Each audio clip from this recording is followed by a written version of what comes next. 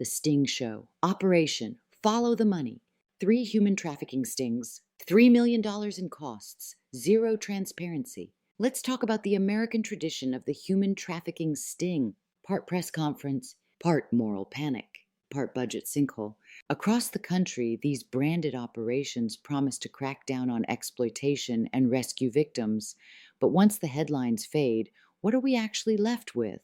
Mostly low-level charges, ambiguous outcomes, and taxpayer-funded theater. Today, we're diving into 3 high-profile case studies. Operation Hotspots in Folsom, California.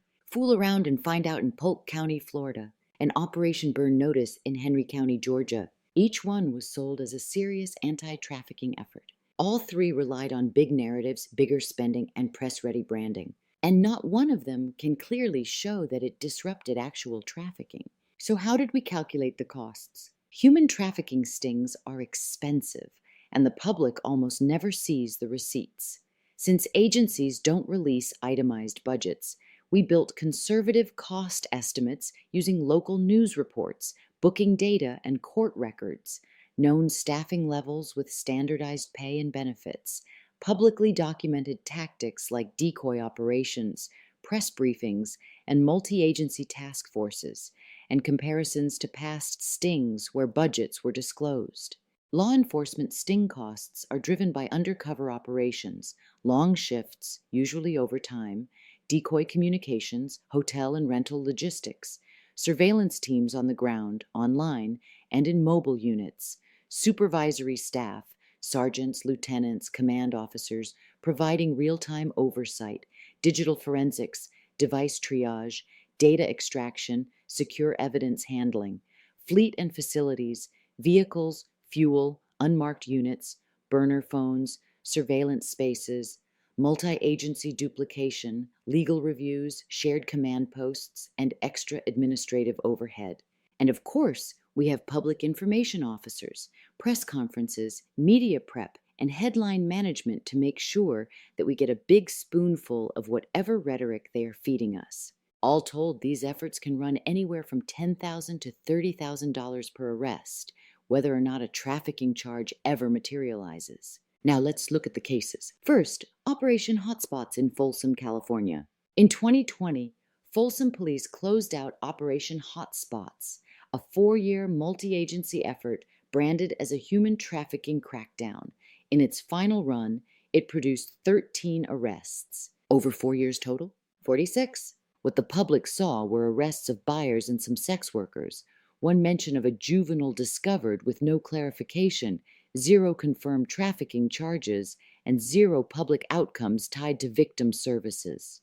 Then, the operation quietly disappeared. The Hotspots name was retired, possibly in step with California's policy shifts, or possibly because it was all optics and no substance. The estimated law enforcement cost over 4 years, just over $1.1 million. Total arrests, 46. Average cost per arrest, about $24,500. Confirmed trafficking charges, 0. Public victim outcomes, none. Bottom line, $1 million sting dressed up as rescue with no evidence of rescue, support, or disruption. Next, Operation Burn Notice in Henry County, Georgia. Burn Notice was a polished, multi-agency operation involving the Georgia Bureau of Investigation, Homeland Security, and local police. Months of planning, a glossy press release, and 17 arrests, mostly for seeking sexual services from a consenting adult who turned out to be a police officer. One trafficking charge appeared in early reporting. No follow-up was ever made public. Estimated law enforcement cost, just under $400,000. Arrests, 17. Average cost per arrest, about $23,000. Trafficking charges, 1 unconfirmed. Service transparency, 0. Burn Notice wasn't chaotic or sloppy. It was clean, corporate, and incredibly vague about any actual anti-trafficking impact. Then came the sequel. In September 2025, Henry County ran another sting, arresting 5 men for soliciting erotic services from a police officer posing as an adult consensual sex worker.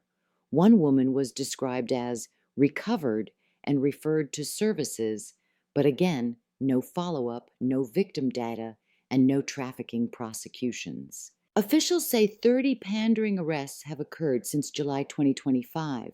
What they haven't said is whether any of it disrupted trafficking. Bottom line, 2 stings, multiple agencies, nearly $500,000 spent, and no public evidence that trafficking victims were identified or helped. Finally, fool around and find out in Polk County, Florida.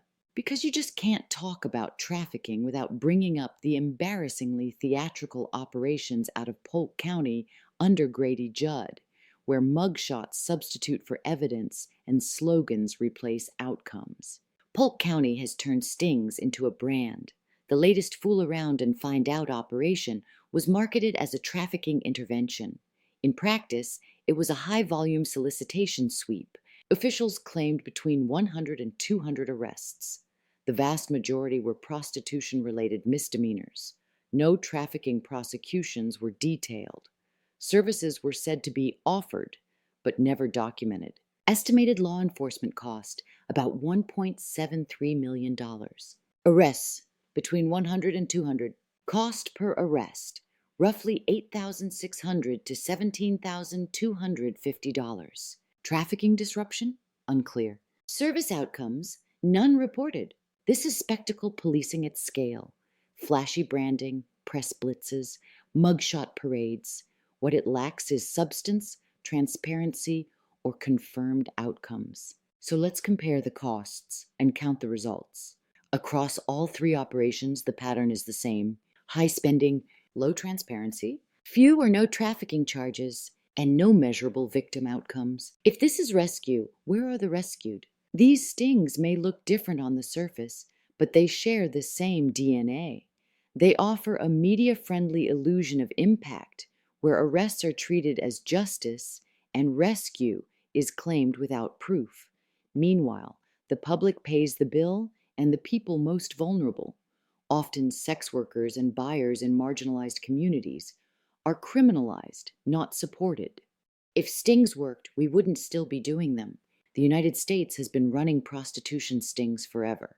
If they truly disrupted trafficking, we'd see prosecutions, services, and survivor-centered systems that last. Instead, what we see is rescue-themed public relations with no receipts. So the next time a sheriff or special agent announces a major human trafficking bust, ask 3 simple questions. Who was helped? Who was harmed? And who got paid to call it a success? Be sure to check back on Friday for our second in the series, Follow the Money, the economics of a human trafficking sting, the criminal justice ledger.